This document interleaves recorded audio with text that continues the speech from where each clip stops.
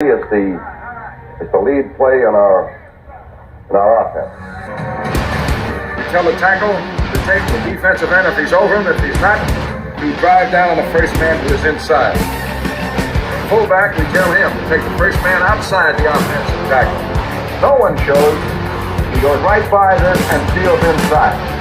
If the YN has the linebacker taken out, he cuts inside. If the YN has the linebacker in, he comes all the way around.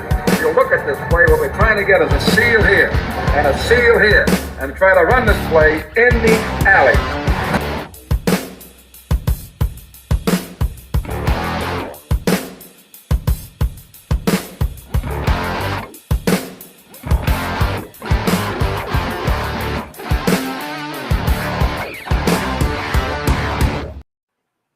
All right, what's up, guys? Welcome into Packers Total Access. My name is Clayton. You can check us out on packernet.com. You can find me on Twitter at Packers_access. If you'd like to text the show, you can send a message to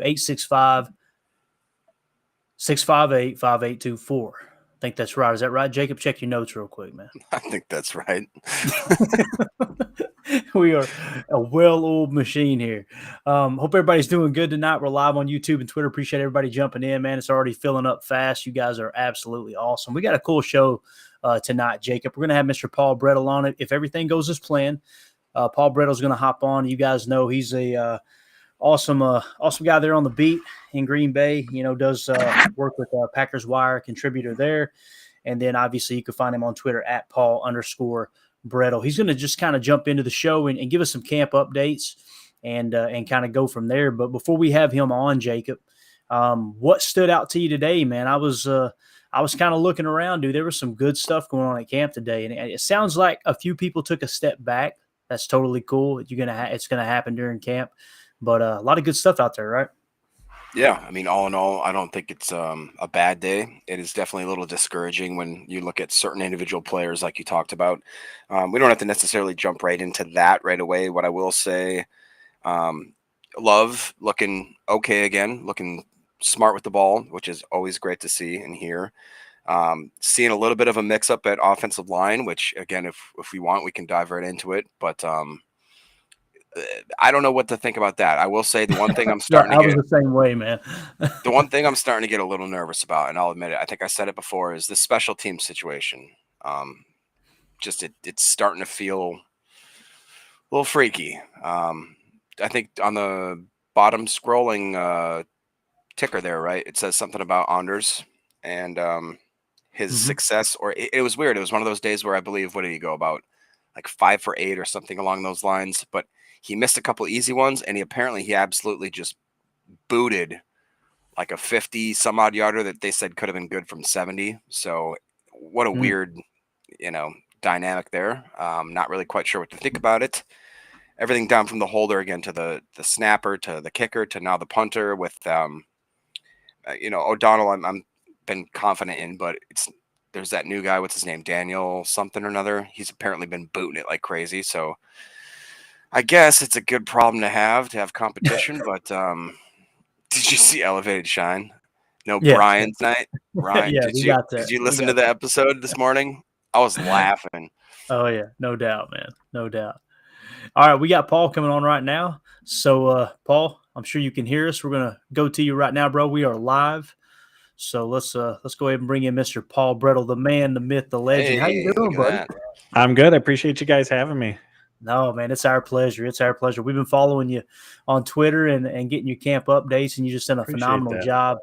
Obviously, man, I've been digging into a little bit of your work too. You know, you wrote on the Dairyland Express today, I believe it was, talking about Zach Tom. And I was like, man, I got to see if we can get Paul on here to just kind of dive into that stuff, because that's been one of the topics here today, Paul, just talking about offensive line. And, I've been one that's like, I would like to see Zach Tom at center just to see what he could do. Right. Let's just kind of take it from the top though. We'll get to Zach Tom here in a minute. Let's get to the important stuff first. How has Jordan Love looked in camp, Paul, to you? We've heard everyone's, everyone's opinion, I guess you could say. And it seems like everyone's is a little bit different, but nothing is too high, nothing is too low. What's your take on Jordan Love so far in camp, man? That's kind of where I'm at. It's been up and down, which I think we all expect. I know there were those clips yesterday of that beautiful throw to Christian Watson, that beautifully plays ball to Jaden Reed that wasn't caught, but just a really, really nice throw. Yeah. But there were also some, potentially, or there were some dropped interceptions. There was one that hit Quay Walker right between the numbers as well. So even with the really good plays, there's still the inconsistencies that are coming in. Matt LaFleur's talked about this in regards to Jordan Love going back to offseason programs, that it's about the process. That's what they're focused on right now, with the thought process being that if that process is done correctly and consistently enough, the results are going to follow. So what does LaFleur mean by that? It means getting it in and out of the huddle efficiently, having a good base in the pocket, good footwork, going through your progressions, throwing in rhythm, throwing on time, from a mechanic standpoint, being accurate. And so right now, that's where the emphasis is for Love, for Tom Clements, for Matt LaFleur, and making sure that the process is done right. And I think through offseason programs and these first 6 practices and training camp that have been taking place, I feel like we're seeing that take place more consistently. But there are still, ups and downs, again, as expected, that he's working through as a first-time starting quarterback.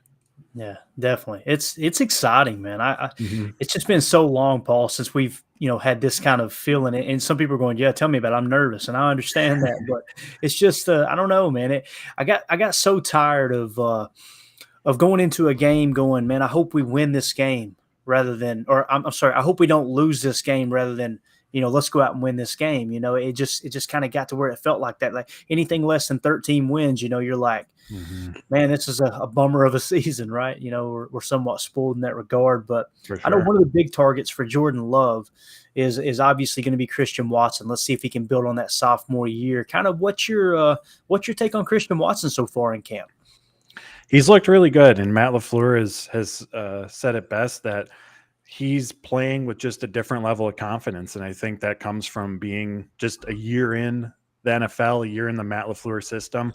Romeo Dobbs, I spoke to him in the locker room. He said he's feeling the same thing. He said he's playing a lot faster, and that's what you hope happens in year 2, not just for Dobbs and Watson at receiver, but for all those guys. We often hear about that year 2 leap that a lot of successful NFL players make, and from a statistical standpoint, year 2 is often a big jumping off point for receivers from a production standpoint in terms of their contributions to the team. So those two are obviously going to be big parts of it. And for Watson, I wrote about this earlier today. We think about his speed, we think about his vertical presence on the boundary, but Matt LaFleur said he's one of the smartest players he's been around. Especially in the receiver room, with his ability to move around the formation. And I didn't realize this until I dug into the stats after the season, but about a third of Watson's targets last year came from lined up in the slot. And when you have that size that he has there, that speed that he has, he's just a matchup problem. And so we're going to see him moved around the formation. That big play that during practice on Monday, in part, that was a product of pre-snap motion. They moved him around and got him matched up within his gains. That's what you're hoping to do by moving guys around before the snap, so you can get those favorable matchups, which Gaines did, all he could on that play. But again, that's a matchup Watson's going to win, pretty much every single time. So that's what that pre-snap motion does. And the receiver position as a whole, they have that versatility, that ability to move around. And what that does is gives Matt LaFleur, we've heard him talk about the illusion of complexity, keeping defenses off balance. When you have versatile guys who can move around, it allows you to run a variety of plays from just a few personnel packages. Yeah. So defenses aren't able to substitute out to get, to match up how they want to. And it creates those mismatch opportunities. So we're going to see Watson moved around the formation. Matt LaFleur said back in March, I believe as well, that in addition to taking on a larger role just from more targets, more snaps, he's going to be asked to run a wider variety of routes as well. So he's going to be asked to do it all this year, and early returns, suggest that he's very much up for it. Absolutely. Love it. And even when you just talk about the shift aspect of the offense, not necessarily snapping with the player in motion, just that shift can really cause chaos. I mean, it really can. When you've got a team going in and especially if they've watched the 2 or 3 game saturation of film on Green Bay and go, okay, here's what they're doing with Watson. And then he comes out the next game and he's in, whether it's the slot or the Z, and they're using motion. It's so hard, especially with the zone defense, to get those matchups that they want. It's exciting, man. It really is. And you throw in Jaden Reed. I don't even know if you can answer this question. I don't know if anybody can answer. I don't know if Matt LaFleur can answer this question, but just the vibe you get on the sidelines there at training camp. Do you feel like Jaden Reed's picking up this offense pretty good? Yeah, absolutely. He's been, if I was building out the Packers depth chart right now at receiver, I would have him as number 3 behind Watson and Dobbs, or the first option in the slot. He's going to be a big part of this Packers offense. And, just watching him, his speed, his burst is so sudden. I think his official 40 time was like 4.41. Mm-hmm. But John Eric Sullivan, Packers vice president of player personnel, said that during the pre-draft process, they clocked him at 4.37.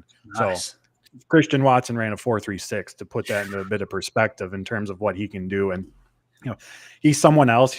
A lot of his career at Michigan State was spent playing out on the boundary. Yeah. Most of his time here in Green Bay so far has been in the slot, which shouldn't come as a surprise because they're going through their installs right now. The further we get into camp and into the season, we'll start seeing these guys moved around more. But Matt LaFleur has also said it's a balancing act with young players in terms of making sure that they can handle specific responsibilities and be successful in a certain role before you begin putting too much on their plate. Yeah. So for Jaden Reed, it's about finding that consistent success in the slot. And then I think we're going to start seeing him get some more boundary snaps. And this might be into the season, not in the next couple of weeks of training camp, but more boundary snaps, moving around. He's also been utilized in kind of that gadget-like role in terms of end arounds, jet sweeps, in that capacity. And that's a role that I think this season with Jordan Love at quarterback is going to take a little bit more of a prominent role than what we've seen in the past. The Packers have tried to fill it here and there. There was Tyler Ervin. There was the Tavon Austin edition who got a few snaps like that. But I think that's a role that could, see some more opportunities this year. And the two guys filling it for the most part with the starting unit has either been Jaden Reed or Tyler Goodson, the running back. Nice. Yeah. And I know on this podcast specifically, we've got a lot of Tyler Goodson fans for sure. They want to see him make that. And it's every time they mention Swervin Irvin, every time they're like, he could be our Swervin Irvin, right? When it comes to Jaden Reed, and kind of like what you were talking about with Matt LaFleur, it's how quick can he pick up those choice routes, right? And Matt kind of mentioned that in his presser, and it's going to be huge. It really is. When you can tag one or two choice routes into a concept, man, it's good luck on defense. Good freaking luck. Jacob, you got a question for Paul here before I dive into my other two? I have one random question, and I know Ryan and the audience will laugh because, of course, I'm going to pick this question. I recently saw that you highlighted a guy named Andre Miller that the Packers just picked up. He's kind of that wide receiver tight end hybrid. Now, what's interesting about him, I didn't know this until I'm literally just cheating. I'm looking right here at your post. 6'3", 234, RAS of 9.6. So right away, right there. And then you look down, 104 career receptions, 17.7 yards per catch, 14 touchdowns, 70% boundary snaps, and 30% from the slot. But here's the big thing that jumps out to me, 80.6 run blocking grade in 2021. Right. Now, randomly, that's a guy that I can see making this team, taking over, let's say, God forbid, Tyler Davis or a wide receiver 6 or a wide receiver 7. I watched a great video by Boz earlier today where he kind of thinks that Bo Melton could sneakily be working his way up that chain as a wide receiver 6. If we were to keep a 7th or have maybe a shakeup with the Tyler Davis, is there a way you actually see this Andre Miller getting on the team, or is he just a camp guy, an extra body? What are your thoughts on that? I mean, it was his first day here in Green Bay, so if I had to guess right now, it's for depth because granted, Bose is on the non-football injury list. Dontavian Wicks has been out since last Thursday with a concussion. So just in terms of bodies at the receiver position, they're a little thin. But everything that you mentioned there about Andre Miller, like that checks every box that the Packers look for at receiver. Big-bodied, super athletic, can play inside and out, and can hold his own as a run blocker. That's it. That's the criteria to be a Packers receiver. So I'm guessing this is for depth for camp right now. He's someone, again, who checks a lot of those boxes, and he was a receiver at Maine while in college. He was with the New York Giants this offseason, prior to joining the Packers, and they had moved him to tight end. Again, probably because that size, that willingness as a blocker. But right now I see him as a camp body, and then he'll have to, prove from there that he can be more than that. One other name at the receiver position, I know everyone's mentioned him as well, is Malik Heath.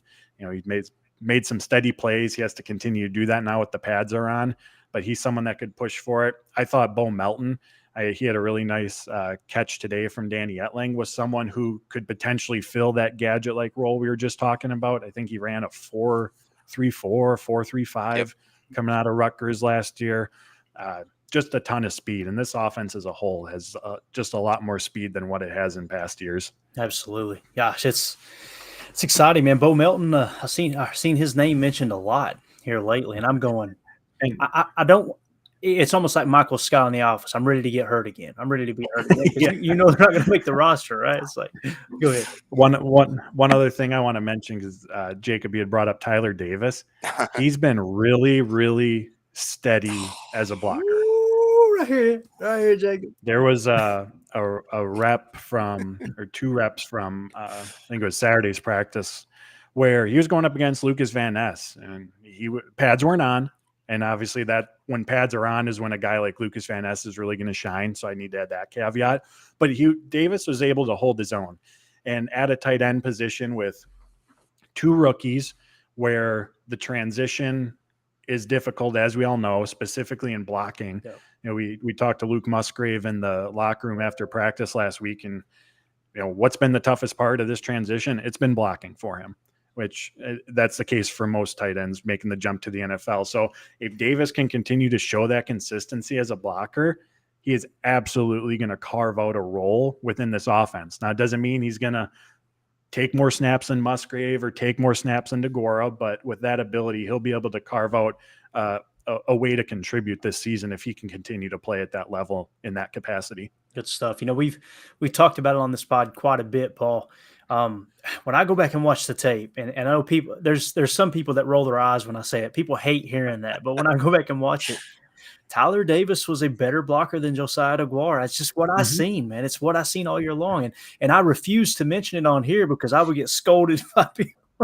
But it's just what I seen. Yeah, that's good stuff. I think he's darn near. Mention it. Don't pretend like you don't mention it. I do. I mentioned the SIF block all the time. SIF block. I was going to say block, dude. I'm telling you. Anyway, I'm such a geek, Paul. Lukas Van Ness. You mentioned Lukas Van Ness. Now we heard, Andy Herman. We read Andy Herman's tweet and him talking about Lukas Van Ness throwing. Who was it? He threw into DeGuara. Was it DeGuara? There you go. threw DeGuara into the backfield. How are you feeling about Lukas Van Ness so far? It looks like they're just kind of easing him in, right? Am I wrong by thinking that? No, it hasn't been up until the last two practices where he's seen some more regular snaps with the starters. The starting edge rushers have consistently been Preston Smith and Justin Hollins. Van Ness has regularly been with the twos, but like I said, he's seen more snaps with the ones as of late. His speed, his burst at the snap, his power, it's clear as day. It's the first thing you notice.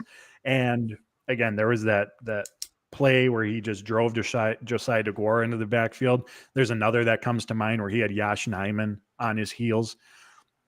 And his role in this offense, I'm guessing in this defense, they're still determining where that's going to be.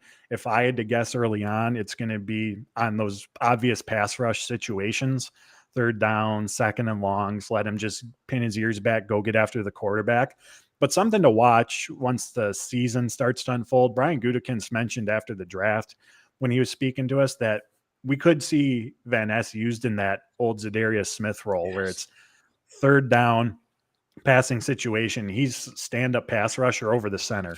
And then you got this season, you'll have Rashawn Gary and Preston Smith still holding down the traditional edge rusher roles. So I'm really excited to see him. I think he might be the person who benefits the most on this team from being in pads because he is a power rusher. Yeah. As part of his development, he'll have to find what's that secondary move because as we know at the NFL, you can't just run through everybody. But one other thing that I'll add about him is there have been some plays where he's held up really well against the run, specifically setting the edge. And I think for a young pass rusher, or pass rushers in general, it's about getting after the quarterback. But he's shown that discipline to, beats his guy, identifies where the ball carrier is or if the quarterback still has it, and then decides, whether to go after the quarterback or keep maintaining that edge. Because one of the plays that comes to mind was A.J. Dillon was trying to get outside and Van Ness was just holding his ground. Dillon had to cut back. T.J. Slayton's there in the middle waiting for him. Was either a no gain or a loss of a yard. There's 2 to 3 plays in that, similar ilk that come to mind for me. And so just that part of it, I've been really impressed with because, again, as a pass rusher, top draft pick, that's not necessarily something that comes to mind when we think about Lukas Van Ness and his run defense. Isn't to say that it's not still a work in progress for him, but that's something that has caught my eye. Definitely. And you could see that. I did a Chalk Talk episode on Lukas Van Ness from Iowa, and that I noticed, I think there was 2 or 3 plays. One was a read option, and he literally set the edge, disengaged with the block after they took the ball inside on the read, and still made the tackle inside. I'm like, his eyes are always in that backfield, always. So it's awesome that you're seeing that at the next level. That's great news. Great news. Jacob, you got anything else before I go to our last question here for Paul? Any other questions come to mind, man? Well, I guess that depends on what your last question is for him, because it wouldn't have anything to do with a man by the name of Zach Tom, would it? Well, okay. Now, I would just maybe like to get real quick what he thinks about Ennis Gaines. I mean, I know we saw him get burnt on a couple things, but it looks to me like he is kind of that Swiss Army knife, 3rd or 4th string out of anybody in the secondary, where he can be maybe put in at cornerback, he can be at safety, strong safety. They seem like they've even played him on special teams a lot, maybe doing some, I don't know if he's like a 3rd string or gunner. Like, do you see him doing enough in the back end of the Packers roster to make the team somehow? I don't know what the path looks like, but I know he has the ability to contribute to this team. So I'll start with that point. To what you said, Jacob, he's been consistently, I would say, the 2nd nickel cornerback on this Packers defense. When the 2nd defense is out there, you got Corey Ballantyne and Carrington Valentine on the boundary. Wow. Ennis Gaines has, not every time, but he's been a regular member, I would say, of taking over those slot responsibilities. During Saturday's practice, when they're in position drills, he was working with the cornerbacks, not the safeties. Right. I went and checked the Packers roster. He's still listed as a safety. Right. So I do think there's a path to contribute. Last season, the last 3 weeks of the year, he played, I think, 32 snaps from the slot. He was became a steady special teams contributor. Despite ranking 19th on the team in special team snaps, he finished 6th in solo tackles, so showing some ability to make plays in that regard. And when we look at the Packers cornerback room as a whole, ton of depth, ton of playmakers, but who are the true slot options that they have? It's Keyshawn Nixon, and that's kind of it. Douglas and Stokes are on the boundary. Ballantyne and Valentine are boundary. Jair, he can play anywhere, and that's what you want him to do. You don't want him to only be in the slot or only to be out wide. So when we look at secondary options for the slot, it's Ennis Gaines and then I guess Shamar John Charles. But he's someone who, even once he was healthy last year after injury, he was a healthy or an inactive on game days, a healthy scratch. So his path to the roster looks difficult at this time, I would say. So that's where I think Gaines can contribute. Now, to the first point I made, what his path to the roster looks like, I don't know. Because, like I said, the cornerback room is really crowded. It feels like Ballantyne and Valentine are going to be those, I guess, once Stokes returns, 5th and 6th options, just based on playing time. Ballantyne was also a really, really good special teams contributor last year. And then we go to the safety position, which is where he's listed at. And there's still a lot of unknowns, but it's starting to take a little bit of shape. Rudy Ford, Darnell Savage have been the starters. The second team has been Tavarius Moore, Jonathan Owens. Dallin Levitt, he's going to be on this team. He's a special teams contributor.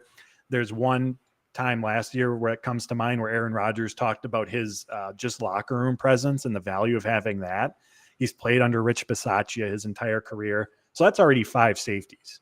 Keeping 6 safeties, I actually looked this up. The last time the Packers did it was 2016. So not impossible, but I'm not going to sit here and bank on it either.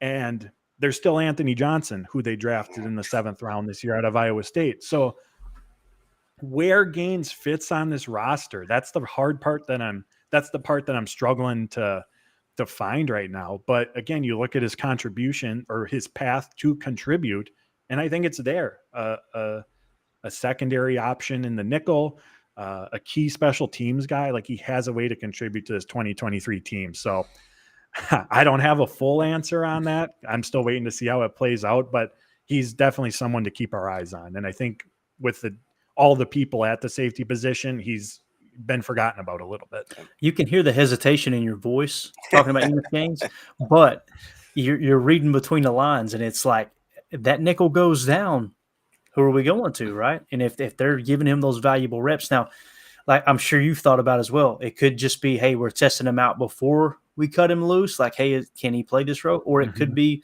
legit, hey, this might be our backup nickel. And that's absolutely huge in this defense for sure. Final question for you. I know you carved time out away from the family. We appreciate you, Paul. We really, really do. Hey, happy to be here. Appreciate it. You wrote today on the DairylandExpress.com about Zach Tom, right?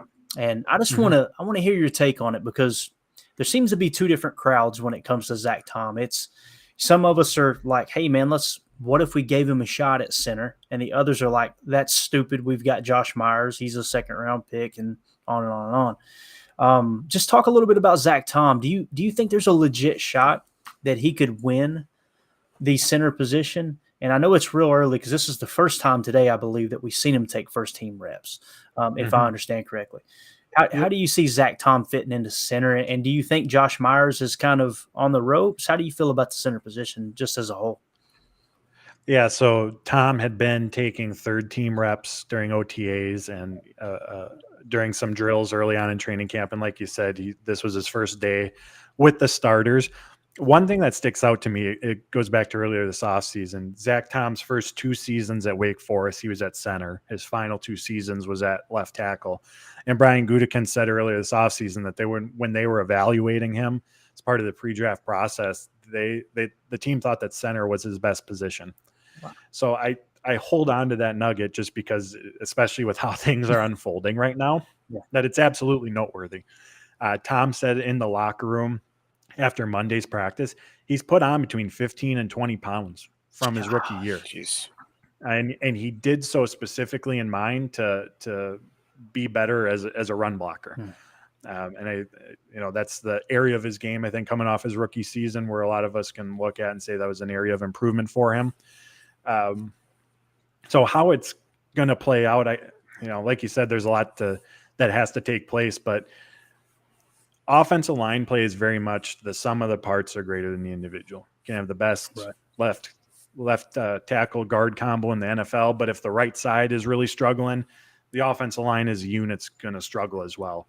So to me, because to me, Tom's going to be a starter week 1. The question's where. Matt LaFleur talks about putting the best 5 out there. He's one of the best 5 in my opinion. So where is the biggest talent gap? Is it between Josh and Tom at right tackle, or is it between Josh and Tom at center? And I think whatever they determine that to end up being is where he's going to go. Because he's, like I said, I think he's going to start. He's going to be one of the 5 come week 1. It's just, where do they feel that biggest gap is right now? Gotcha. Makes total sense. Man, there's so many storylines, is there not, Paul? Like, I mean, really are. I love you guys. it. I know you guys have got to love it. You've got year. plenty to write about. That's for sure. I mean, there is just, and it seems like the bottom half of this roster is stout, man. It really does. I mean, I would put the bottom half of our roster up against anyone in the league. I mean, it really feels that way. Anything else you want to mention, plug, anything as we get ready to let you go here? Anything at all? Yeah, I'll go on one more little tangent, if that's all right. The interior defensive line, one of the things that's really stood out to me is just the speed of this unit this season. Devontae Wyatt's obviously taken a much larger role. Kobe Wooden had elite athletic testing. Carl Brooks fast as well, and that's a bit of a shift from the type of interior defenders that the Packers have had. I go back to the Play Callers podcast by The Athletic, and they had Brandon Staley, Chargers head coach, on there talking, and about his defensive scheme, because kind of similarly to the Kyle Shanahan offense taking over the offensive side, the Vic Fangio is kind of doing the same on defense. And there's two things that he really talked about that are important to his interior defenders: is versatility. And, look at Colby Wooden, played up and down, edge rusher, interior. Carl Brooks played edge rusher, played in the interior. We know Kenny Clark can be moved around. And the other thing he talked about was having speed. Rather than the Dean Lowrys and the Tyler Lancasters that are more space eaters, Right. That defense, the Staley defense, which, Joe Barry was brought here to run a version of, or a similar version to, they want gap penetrators. Yep. And a big part of that is having the speed to do so. So that's one of the things that's really jumped out to me about that unit, their ability to get in the backfield quick and also just flow sideline to sideline if the ball carrier is going that way, or if they're, chasing a scrambling quarterback. And it really seems like over these last 2 years, again, with the additions of Wyatt, Wooden, and Brooks, Brian Gutekunst has really, tried to give Joe Barry that type of personnel, which, is needed for that type of defensive scheme that he's running. So there's still a ton of questions. I'm not saying that this is all of a sudden going to be a turnaround unit that can hold up against the run by any means, but I am excited based on just that additional juice that they seem to have up front this year. Yeah. And again, some of the excitement, a large majority of the excitement for me on that defensive line is on the back half of the roster, like you said, with Wooden and and Brooks. I don't know. Was it Brooks that played edge? Am I thinking right? In college, where he could play defensive end, and he was, he was all over the place, right? Yeah. They both, him and Wooden both lined up at edge, but that was Brooks's primary spot, and he did so. I think he was listed at 305 as an edge rusher. And we all know this defense has to bounce back this year. They have to they might have, like Mark Murphy said, they might have to shoulder a lot of the workload early on. But if they're going to find success, it starts with the run game. Absolutely. To me, there's a stat from last year that just kind of really encapsulates the Packers' run defense. The Packers' defense on third downs last year was the 8th best in football. The problem, they faced the fewest third downs per game. Mm-hmm. It's because, to me, a lot of that has to do with their run defense. Yep. Offenses weren't getting 2 third downs against this team. And when they did, it's because the Packers were able to get the early down stops, put them in second and long, third and longs, and that's where the strength of this team is. Brian Gutekunst said it best. They have a ton of pass rush options. Look at the interior defensive line. Look at the edge rushers. They can get offenses in second, third, and longs, be able to get after the quarterback. The secondary, the cornerback position specifically, that the Packers have, like the opportunity is there for them to really thrive, but it's about stopping the run and putting themselves in the position that they can have those opportunities to get those stops, force those turnovers, get after the quarterback. Absolutely. It's something Michael Lombardi was talking about today on the GM Shuffle. Just talking about getting off the field on third down and just playing, situational football. He kind of called out Asante Samuel, which you guys, I'm sure you've heard over the years. Asante Samuel's been very vocal that Bill Belichick is not a good head coach. He just had Tom Brady, and Lombardi came back with saying, tell me what Tom Brady's stat line was in the first Super Bowl that they won. And he had like 130 yards passing is all it was, right? And he went on to talk about all the defenses and everything. And the moral of the story from Michael Lombardi there with Femi Abemefe was, it's all about situational football. And those crucial moments, I broke down some of the running game, some of the blocking game, I should say, from the Lions Week 18 matchup. And it was just third down after third down after third down that we could not pick up a yard, and deciding to go for it on fourth down on your side of the field, running a jet sweep. And it was just chaos everywhere.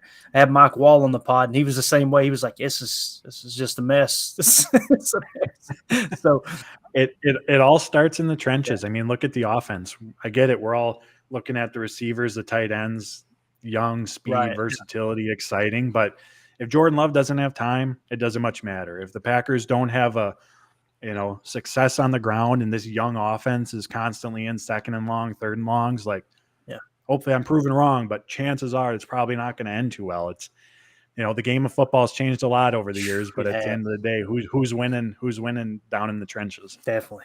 Paul, you're the best, man. We appreciate you so much. Thank you so much for taking time away from the family to hang out with us. We need to do this again, man. We need to do it again.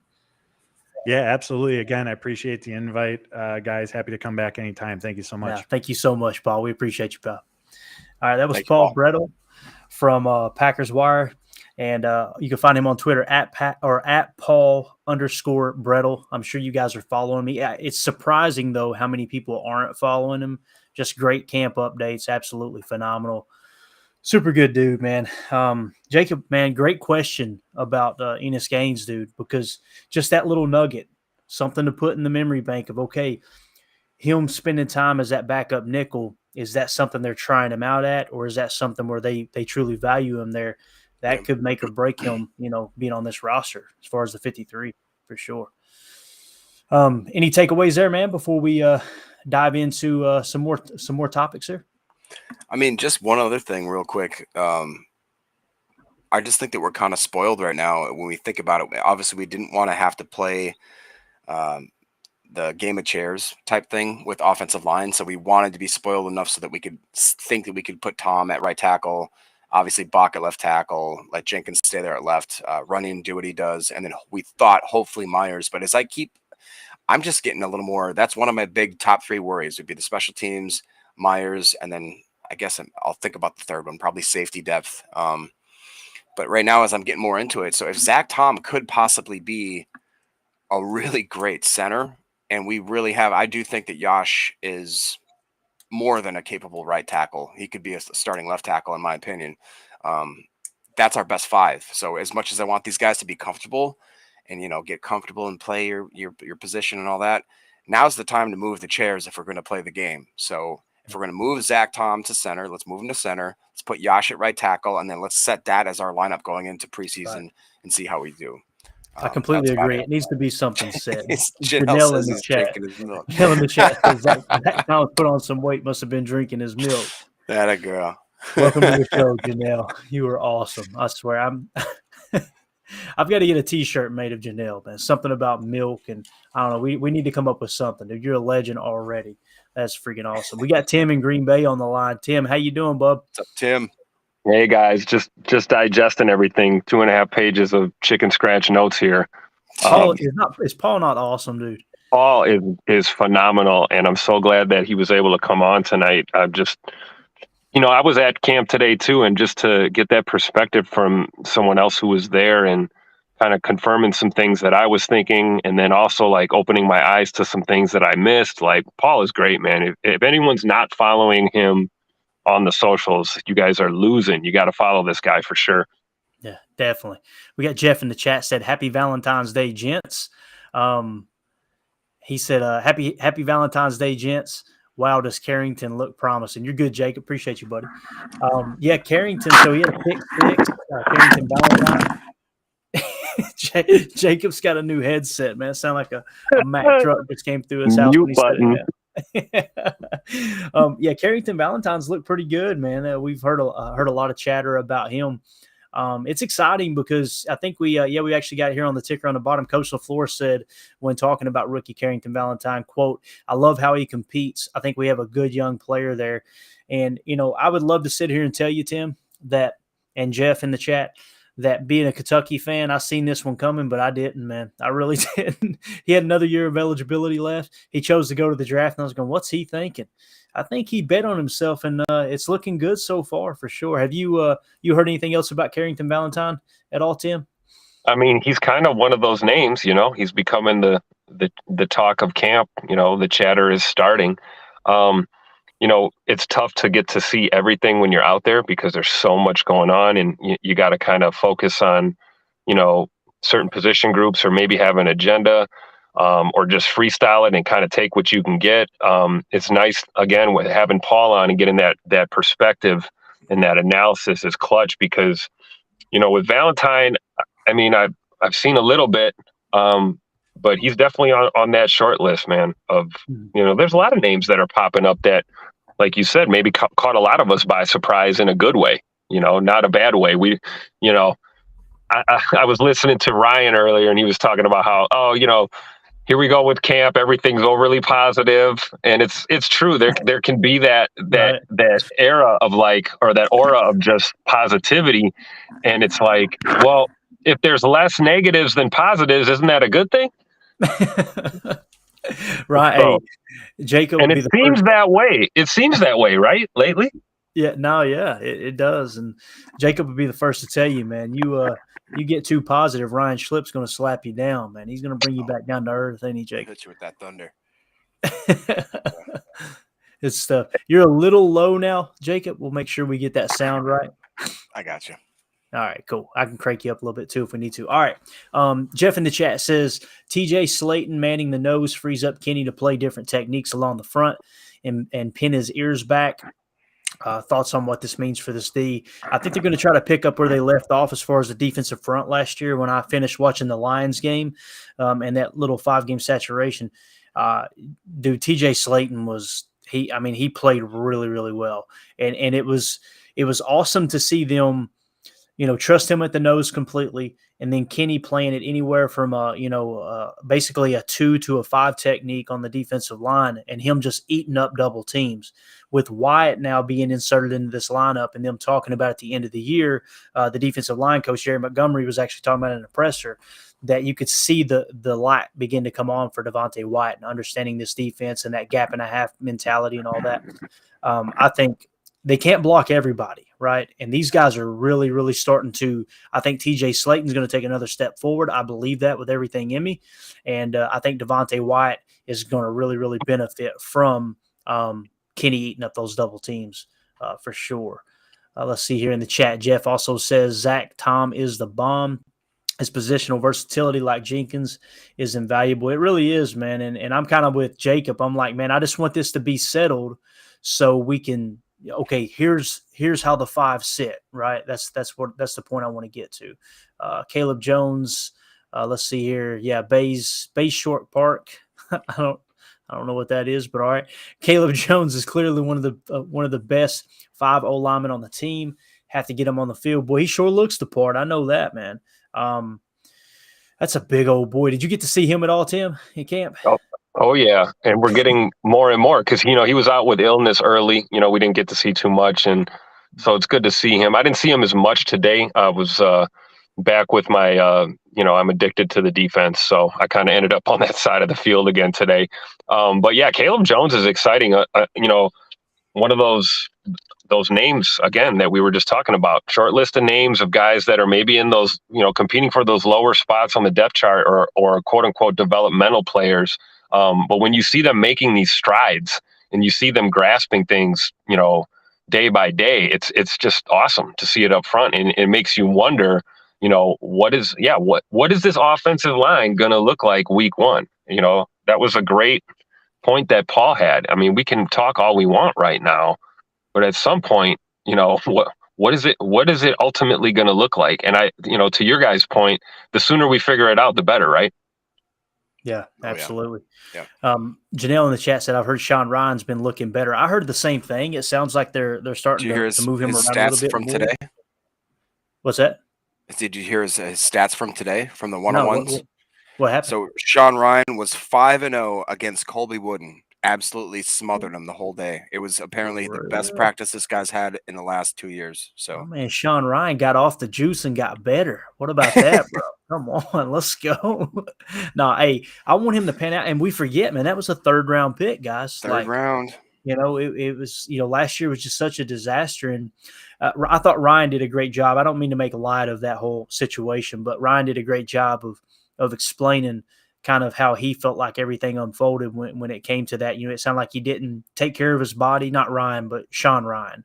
Not Ryan Schlip, but Sean Ryan. Ryan's body is in peak physical form. Exactly. We call him Hercules.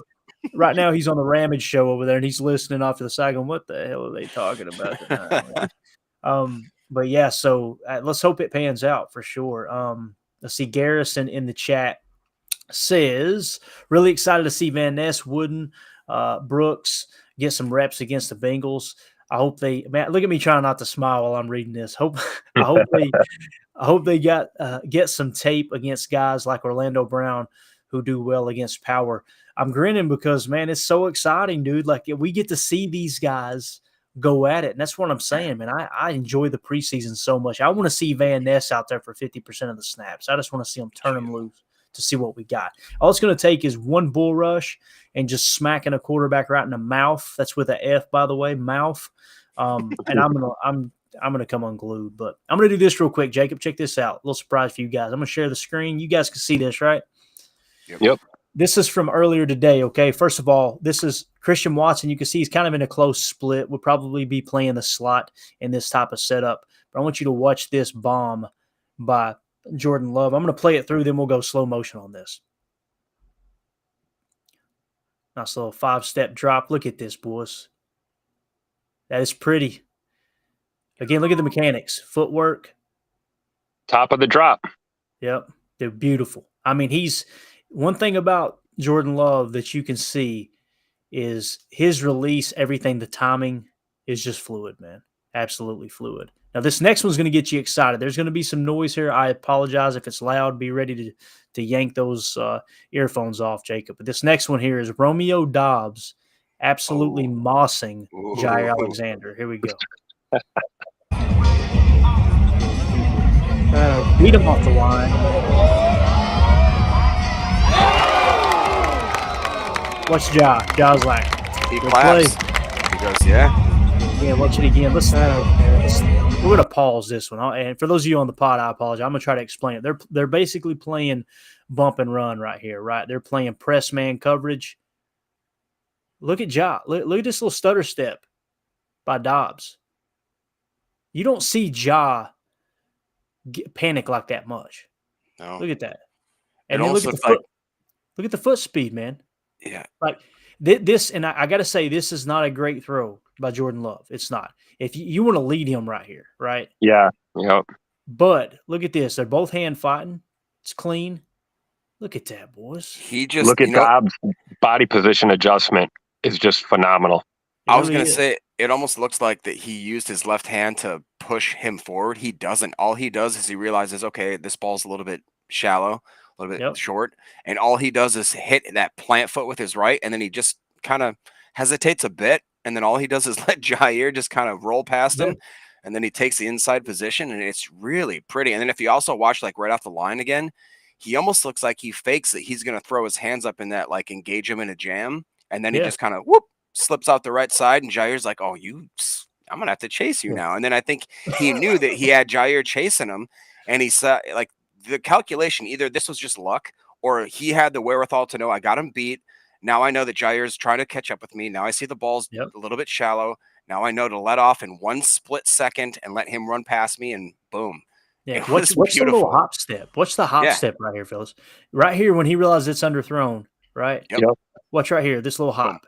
Boom. And look how he shifts outside. Yeah, the hips.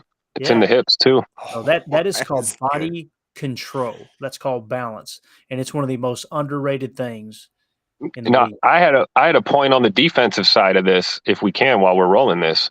Yeah, absolutely. We learned yesterday, Jair, from his mouth, words right out of his own mouth, was that I love it. I know where you're going. Do it. He's been working on the press coverage more. He's been working at playing up closer to the line on these plays. And so this is, to me, is as much of a valuable piece of defensive film as it is offensive film. Yep. To see Jair working with, clearly Dobbs is our number 2 receiver.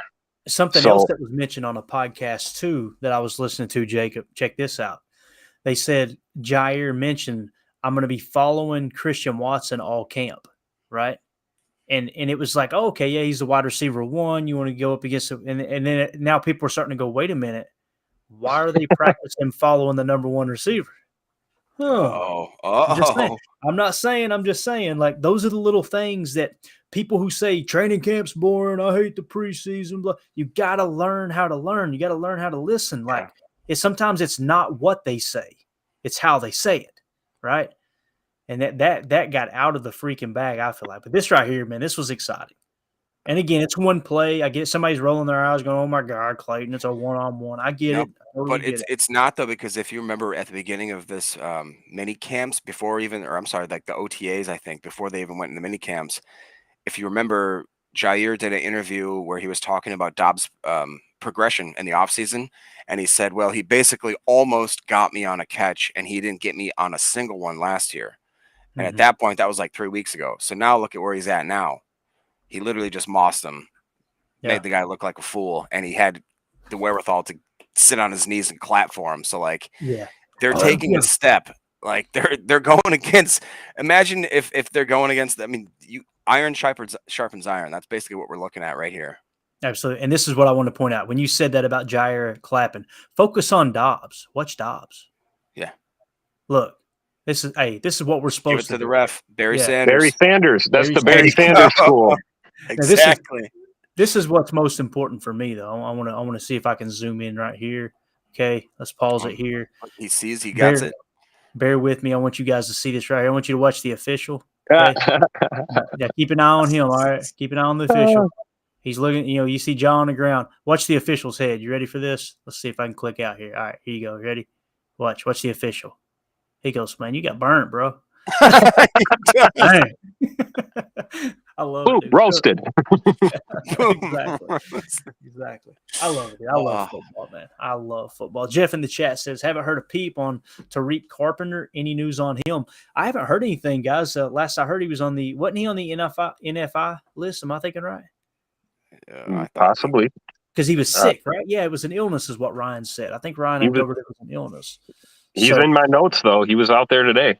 Was he? Okay. That's good. All right. And again, listed as a linebacker. It's interesting seeing him with the linebacker group. He looks a little small, obviously, but I don't know if that's as important as conventional wisdom would lead you to believe it is. I think maybe he can find some success there, and I think it's kind of to you guys were talking about this with Paul earlier about. We got guys listed as safety or listed as linebacker. Clayton, you've alluded to this. Strong safety, weak safety, whatever. They're safeties at this point, the way the game's going. And I wonder if, maybe Carpenter's path to this team is in the linebacker group. And let's see, what he's listed at versus how he's utilized this year. Yeah. Because he looked pretty good out there to me today running with the linebackers. He was definitely holding his own. There you go. He's got to be one of the quickest linebackers in the entire league, man. I mean, coming from that safety position, it wasn't like he was a slow prospect. Hopefully he can put it together. Adam in the chat says Ryan in shambles watching Romeo Dobbs show out in camp, and then we got Jeffrey here said, I know Jacob got that. Jeffrey said, Love looks the part. I've heard Wyatt has been dominant. The safeties will appreciate the pressure, man. I'm telling you, pressure pick, coverage, sacks. It's it all goes hand in hand together. You want to take pressure off the secondary, get in that quarterback's freaking face, man. And then of course Jeff in the chat says ball recognition by Dobbs. I think is what he said, not Boo Dobbs. I thought he was speaking French there for a minute. Boo Dobbs. But anyway, all right, guys, that was good stuff, man. I'm glad we had Paul on. We're gonna do that again. I'm going to put him on the payroll. That man is phenomenal, dude. Anything we want to hit on before we wrap this big bear up, Jacob? I know you got a ton of notes. If you've got something else, fire away. We'll get Tim's take on it before we get ready to wrap up. Yeah, real quick. Just basically, it was just to touch on that hand fighting. The way that he actually made Jair look like not like a rookie or nothing like that, but it more was he looked like a veteran. Boz had a great video where they were comparing the speed and the footwork of Watson to Reed on basically like a zig route.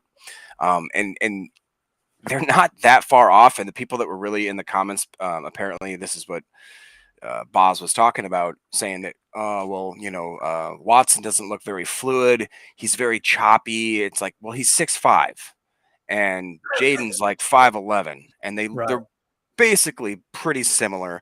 Other than that, like I said, talked about Bo Melton.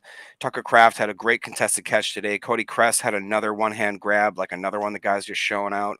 We talked about Sean Ryan going 5-0 against Colby Wooden. They apparently ran some true I formation this for a few practice reps with the actual fullback Henry Pearson in there. Cox Jr. had some good reps. TJ Slayton continues to very much impress. Wyatt continues to impress. Nixon had an interception against Torrey on Love. LVN again started with the ones. D-Bach and Josiah, they dropped out of practice today a little bit early. Not necessarily sure if that's. We'd think that D-Bach, that's kind of obvious as to what's going on. As far as Josiah, not quite sure. Musgrave had a touchdown over Quay. Dylan truck sticked Quay, so Quay is having a rough kind of outset today. Yeah, Musgrave that stood out to me too. Is Quay seems like he's having a rough camp, don't it? He's just. I think he's getting tested. He's getting tested mentally, emotionally, physically. But there are those pockets where he just looks amazing. And again, Andy Herman touched on the fact that we let go of Cam McDonald, the tight end, and the O-line guy. I can't remember his name, Chuck something or another. The defense won the total, basically the 2-minute drill / the one-on-ones there. And then Goodson actually lived off the field, but apparently did return. So that's all the notes I had recapped real quickly. Sorry if that didn't make sense, but just no, it did, man. Fire. It did. Absolutely. Then we got Elevated Shine in the chat says, if Kraft doesn't make some noise during the preseason, he's going to lose his Chuck Norris vibe. It's true. It's true, man. He had an opportunity to be a living legend. We gotta get some more jokes in here on the one that I always refer to as Robert Kraft. Robert Kraft still can't. I've got to make that Photoshop happen. I got to put Robert Kraft's head on Tucker Kraft's body. That needs to happen. I had another one too. I'm going to save it for Ryan when he's on here. I got a Lukas Van Ness Photoshop already done that he needs to see. So, Tim, you got anything else for us, brother, before we wrap up, man? I mean, I've got a ton of stuff, but we can't talk until 2 a.m. So I will speak to 3 quick points. 3 quick points. All right. How about Quay Walker? Since we were just talking about Quay,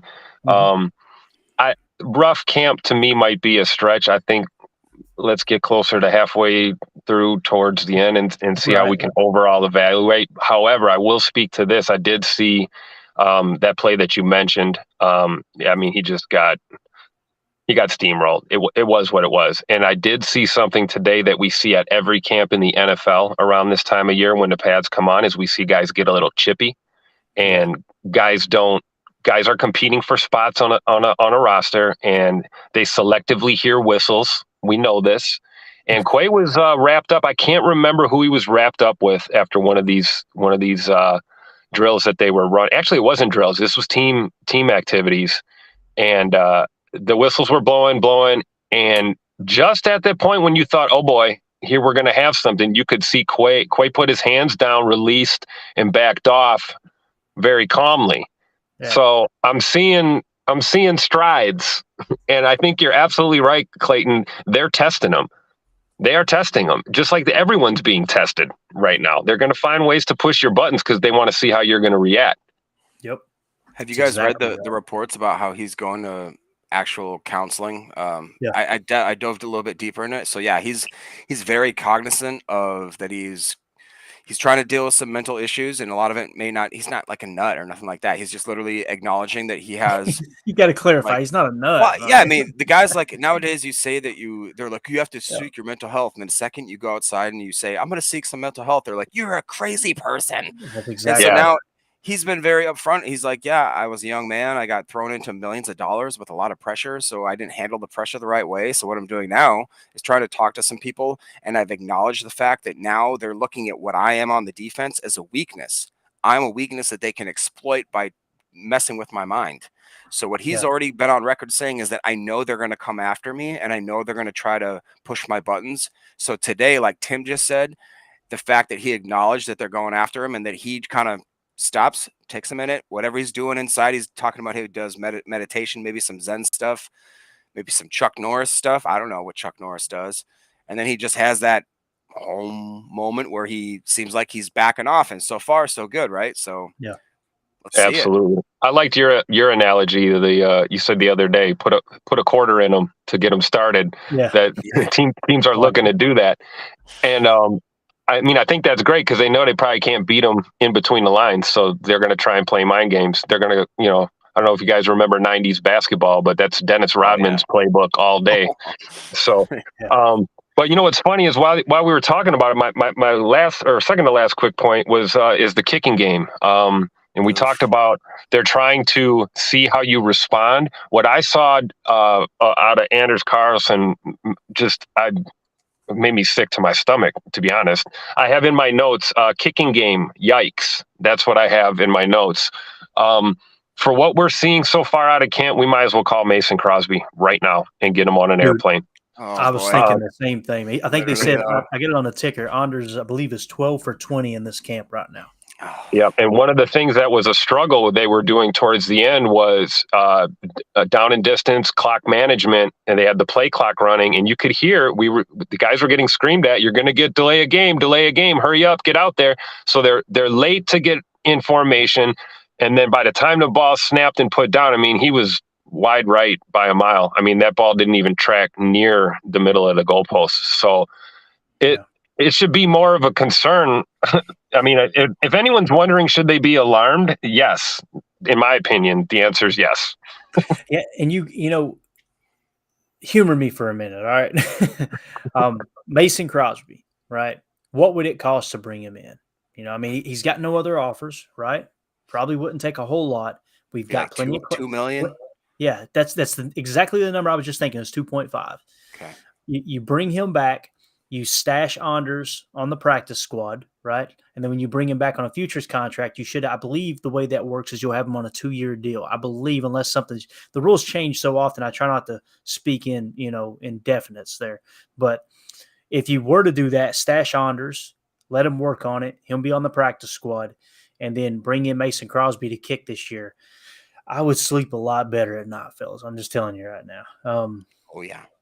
And he's out there working out, right? He's out there kicking. So just something to think about. Maybe that was a part of their plan. Who knows, right? Maybe we'll take a chance on Anders. If it don't work out, we'll bring Mason back. It could be the case.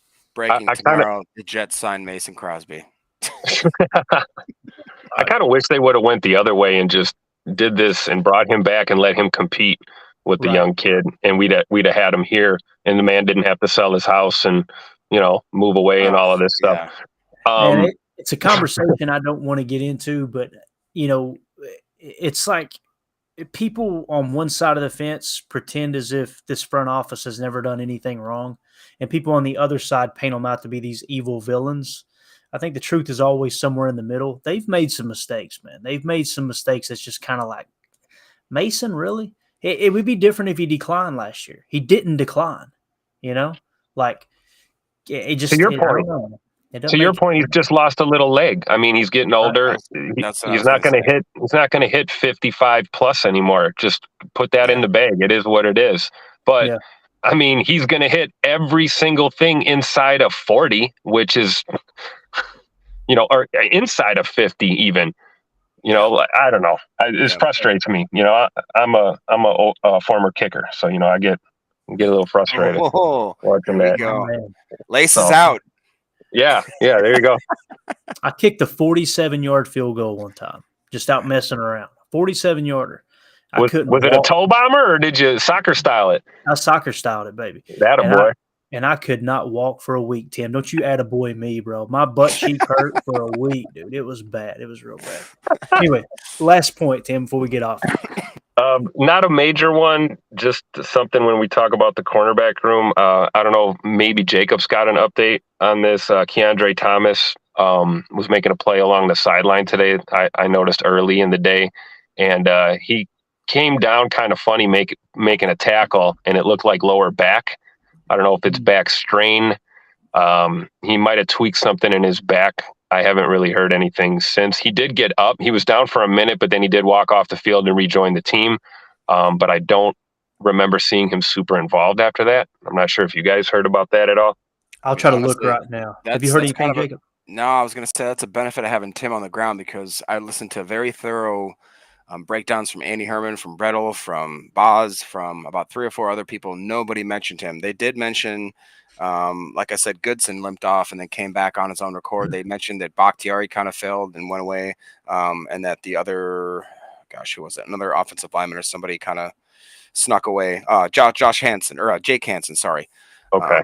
But he had an elbow injury. That could be good news then, since we're not hearing it then, is how I'm going to look at that. That maybe it wasn't as serious as I thought it could have been. I just looked on Twitter, and the first thing that popped up was 5 hours ago. It said Lou Nichols. Lou Nichols just stiff-armed Keandre Thomas into oblivion. Right. I did hear about that. Yeah. So, there you go. All right, good stuff, man. So I would say he's probably healthy, probably just a little shake up there. Jeff in the chat says, "Thank you guys, great work, Mr. Green. Love your tweets." So I'm telling you, Tim, you're a secret weapon, bro. You're doing a great job up there, man. We can't thank you enough for. Yeah, I'm just happy to be a part of it, man. I appreciate you guys inviting me in. This is great. Absolutely. We're going to end it right here, Jacob. Eric Sutherland says, "Can Josh Myers kick?" Willing to try anything at this point. Heck, can Tim kick? Let's get Tim out there. He's an expert. Oh, man. Let's go. Man. Hey, the last time I tried to kick a football, I popped my IT band off of my hip and it popped back on. So no, that ain't gonna happen. But maybe Myers can hold. I don't know. The only way we're letting Tim kicks if he wears the one bar, Jacob. You know what I'm talking about? The one bar. Oh yeah. Old school. Finkel. Come on. Or Finkel and Einhorn, man. Chester Marco. It's Chester Marco. Oh yeah, where the kick got blocked and he caught it and took it in for a touchdown to win the game. You guys remember that? Oh man, yeah. God, I wish I had it. I'd pull it up right now. It's the new post game. Yeah, it was long before any of us may have even been born. I believe it was in the '80s. I think no, it was in the '80s if I remember right. Who was the guy that had the? We were little pitsqueaks. Yeah, who was the guy that had the club foot? There, real quick, and then we'll get out of here. Remember, he had the half a foot cut off. He wasn't that with the Steelers or Raiders? Steelers or God, he literally had the tip of his foot. It was just a half foot. The guy banged it every time. He held the record for the longest field goal. Yes, for a long time. Oh, how does nobody in the chat not know this? Come on, guys. All right. Anyways, that's your homework for next time. That's how it is. Dempsey. Yes, Dempsey. Dude, I'm telling you, we get the best freaking listeners. Love it. Right on the money. And Jeff, both of them came up. All right. Jeffrey, Saints. Yes, for the Saints. Okay. All right, guys, we're out of here. We've rambled enough. Tim, thank you so much for hopping on with us. Jacob, dude, as always, man, you are the freaking man. Appreciate you bringing your insight, all your little nuggets. We could fill a whole show with just Jacob's notes, and it's awesome for sure. Before we do get out of here, though, we got to appreciate this one more time, okay? I can't get enough of it. It ain't going to play, of course. Let's see here. We've got too much going on, man. I had a video I wanted to – let's see. Let me drop this chat down. People on the pod are going, why am I even listening to this still? What am I doing here? Say something smart, Jacob. Something real smart. Guys, as you'll notice up there's a QR code nowadays. So if you guys like this for whatever reason and you want to hear it on a podcast form, which there's a lot more content just similar to this, but just on either Spotify, Apple, any of them, just click this little QR code up there. It'll bring you to our podcast network. You can hit subscribe, and then that helps us out. You can never miss an episode, especially if you want to see it live and you can't. This is what you do when you're at work, like I do. Pretend like you're working, pop in your headphones, and boom. There you go. And I'm telling you, if you have never heard Packernet Podcasts by Ryan Schlipp, best Packers podcast there's ever been. The gold standard. That is the gold standard. It really is. All right, Rodgers, who the only place he's going to take you to is the toilet bowl, and then you got Brett Favre, who will take you to the Super Bowl. Yeah, I hear you. I'm just saying, we're not going to talk about it. Oh, my God. Rodgers. I can't get enough of it. of it. I had that guy times 100 sitting around me today at camp. That's all I got to say. Shout out to the casuals. That's all I got to say. That's it. We're out of here. Thank you guys so much for hanging out with us. Everybody in the chat on YouTube, Twitter, you guys and gals are absolutely awesome. Appreciate you taking the time, like I said, just to drop by. For those of you listening on the pod, thank you for making us a part of your day. As always, let's go out and be the change we want to see in the world, and go Pack Go. The power sweep actually is the lead play in our offense. Tell the tackle to take the defensive end if he's over him. If he's not, to drive down on the first man who is inside. Fullback, we tell him to take the first man outside the offensive tackle. No one shows. He goes right by them and steals inside. If the YN has the linebacker taken out, he cuts inside. If the YN has the linebacker in, he comes all the way around. If you look at this play, what we're trying to get is a seal here and a seal here, and try to run this play in the alley.